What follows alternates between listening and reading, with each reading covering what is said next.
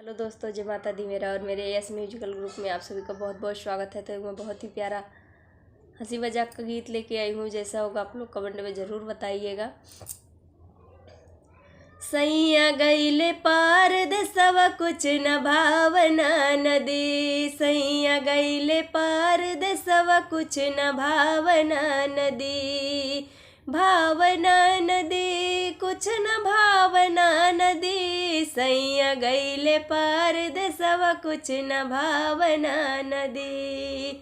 4 महीना नदी जाड़ा पड़त है, 4 महीना नदी जाड़ा पड़त है।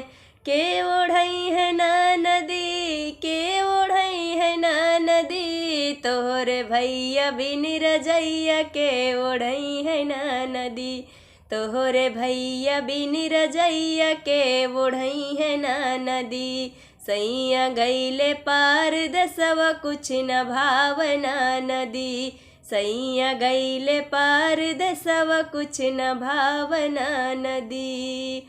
4 महीना गर्मी पड़त है, 4 महीना नदी गर्मी पड़त है, गर्मी पड़त नदी गर्मी पड़त है।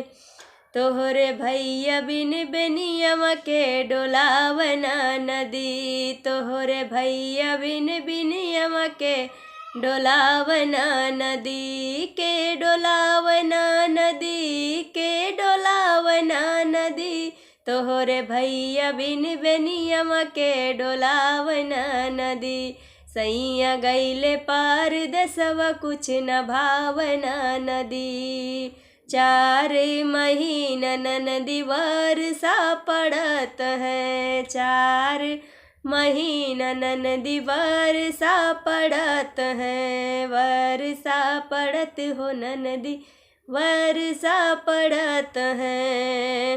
के छवावना नदी, के छवावना नदी, तोहरे भैया बिन बंगलवा के छवावना नदी, तोहरे भैया बिन बंगलवा के छवावना नदी।